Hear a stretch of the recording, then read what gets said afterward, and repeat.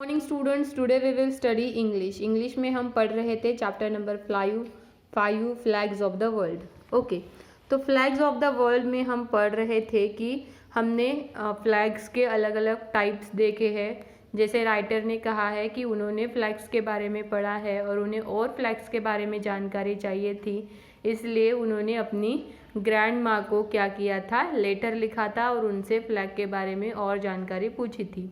ठीक है, तो ग्रैंड माँ ने क्या किया था, केतन को भी लेटर लिखा था और उन्होंने उसे और फ्लैग्स के बारे में जानकारी देते हुए कहा कि all culture use symbols which are important to them, some of the symbols are even universal, that is they have the same meaning over the world. तो क्या है इसका मतलब कि सभी कल्चर्स मतलब क्या है, सभी संस्कृति कि क्या है, एक अलग सिंबल है। यूज अ सिंबल, उसका एक अलग क्या रहता है, चिन्ह रहता है। Which are important to them, और वो उनके लिए बहुत इम्पॉर्टेंट रहता है। ऐसा नहीं कि कोई भी चिन्ह वहाँ पर लगा दिया जाता है, एक स्पेसिफिक उनका चिन्ह रहता है, उसका कुछ मीनिंग भी रहता है और वही वो फ्लैग में लगाया जाता है। Some of the symbols are even universal, और कुछ ऐसे सिम्बॉल्स रहते हैं जो यूनिवर्सल रहते हैं, मतलब पूरे विश्व में वो एक ही रहता है। That is they have the same meaning all over the world. मतलब क्या है, जैसे कुछ कुछ ऐसे रहते हैं जिनका मीनिंग पूरे वर्ल्ड में, मतलब पूरी दुनिया में उसका एक ही अर्थ रहता है। The sun stand for unity and the energy, जैसे सन जो है that is stand for unity, वो क्या किस लिए है, यूनिटी मतलब एकजुट में रहना, और energy. Did you know that Japan is the land of rising sun. तो यहाँ पे एक क्वेश्चन पूछा है, क्या आपको पता है कि जापान क्या है, राइजिंग सन कंट्री है। जापान क्या है, is a land of rising sun. इसका मतलब क्या है, लैंड ऑफ राइजिंग सन मतलब जापान को क्या बोलते हैं हम, जैसे उगते हुए सूर्य का देश हम उसे बोलते हैं। क्यों, क्योंकि उस एरिया में, जापान वाले एरिया में हमारा जो सूरज रहता है वो पहले उगता है और वहाँ पे पहले रोशनी पड़ती है सूरज की, इसीलिए हम उसे क्या बोलते हैं, rising sun. Japan is a rising sun. Japan is a country of rising sun. The sun symbol is used in its national flag, इसीलिए उनके नेशनल फ्लैग में क्या किया है, सन का सिंबल यूज किया है। ठीक है, ये है sun. The moon is another symbol that is found in flag, this is moon. The moon is actually shown in the crescent shape.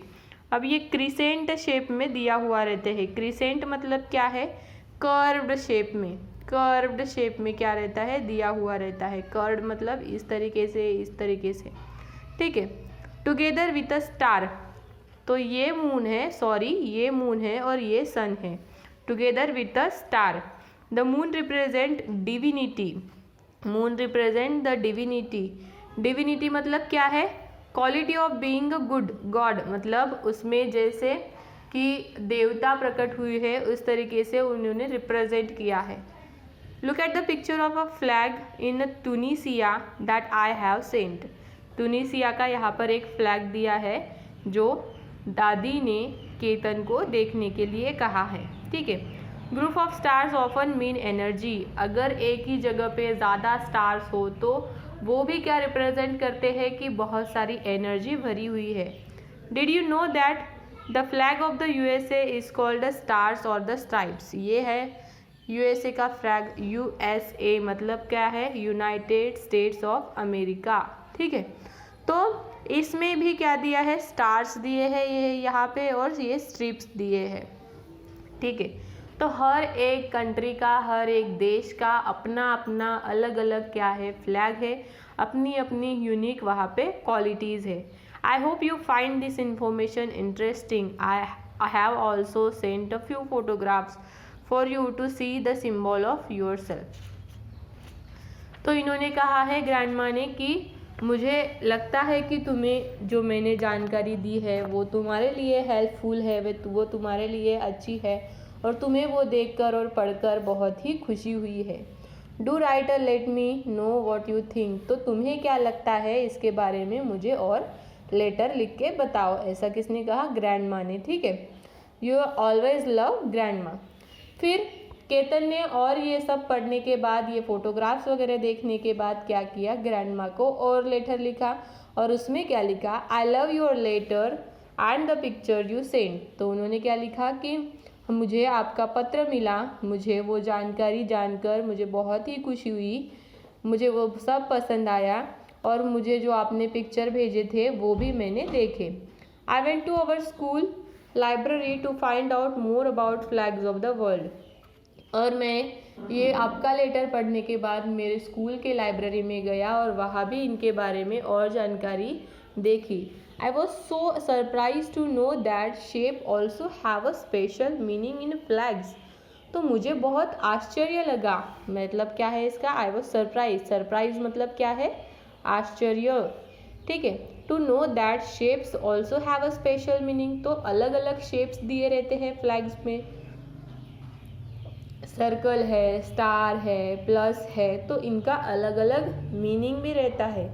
I found a book on flags which is said. तो केतन ने क्या कहा? मैंने एक ऐसी library में book देखी जहाँ पर लिखा हुआ था, in the olden days the cross only mean the different points of the compass. ये जो क्रॉस है, ठीक है, जो पुराने दिन थे, ओल्डन डेज में, ये क्रॉस क्या मीन करता था? Different points of the compass. Compass में से डिफरेंट पॉइंट्स को इंडिकेट्स करता था। Now the cross is also symbol of faith. Faith मतलब क्या है? विश्वास।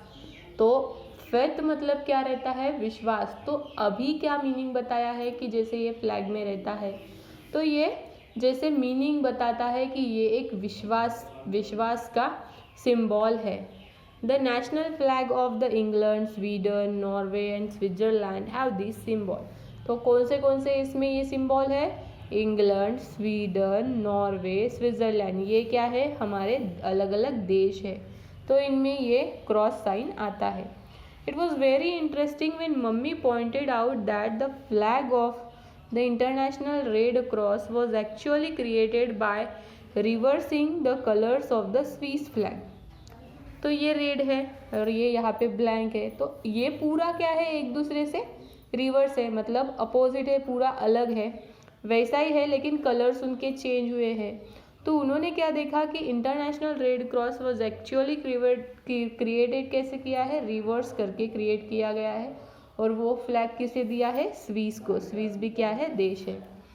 It has a red cross on a white background. Red cross, this is a red cross and white background, this is white cross and red background. ठीक है, don't you think this would be confusing at times?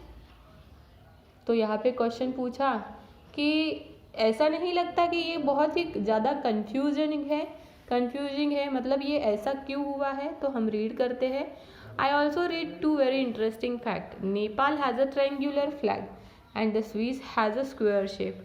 तो नेपाल का कैसा है? ये triangular flag है और ये स्विस का किस तरीके से है? स्क्वायर शेप में है।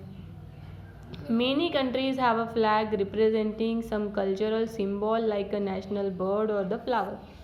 तो हर एक अलग अलग कंट्री में क्या होता है कि जैसे नेशनल बर्ड रहता है, नेशनल सिंबल रहता है, उनका नेशनल फ्लावर उनके फ्लैग में रिप्रेजेंट करते हैं। The maple in India national tree has a Canadian flag show in a maple leaf. जैसे मैपल क्या है? एक ट्री है, तो मैपल का एक बड़ा पेड़ और उसके ट्रीज यहाँ पे बताए हैं, ये जो है ये वाले कैनेडियन फ्लैग में। Did you like the information and pictures that I have collected. तो यहाँ पे क्वेश्चन पूछा है, क्या आपको ये मज़ेदार लगा? आपको पढ़ के अच्छा लगा? Yes of course, this is very interesting and this is very informative picture. Mummy said I should start working on a scrap book with all information and pictures. तो उन्होंने कहा कि मैं एक इनका स्क्रैप बुक बनाऊँ, उनके पिक्चर्स कलेक्ट करूँ। I am really looking forward to learning more about flags when I visit in summer holidays. और केतन ने कहा कि मैं जब समर हॉलीडेज़ में उधर आऊँगा तो मैं फ्लैग्स के बारे में और जानकारी जानूंगा। तो यहाँ पे लिखा है योर लविंग ग्रैंडसन केतन। ठीक है स्टूडेंट्स, तो यहाँ पे हमने क्या पढ़ा इस पूरे चैप्टर में कि किस तरीके के अलग अलग देश में, अलग अलग कंट्री में फ्लैग्स रहते हैं और उनके नेशनल सिम्बॉल्स क्या रहते हैं, उनके प्रॉपर यूनिवर्सल यहाँ पे सिम्बॉल्स कौन से वो यूज़ करते हैं, ये सब हमने इस चैप्टर में देखा। ठीक है, नेक्स्ट क्लास में हम देखेंगे नेक्स्ट चैप्टर और इसके बाद हम देखेंगे इसके question and answer exercise. Okay students, तो जितना हमने पढ़ा उतना आपको होमवर्क में लिखना है।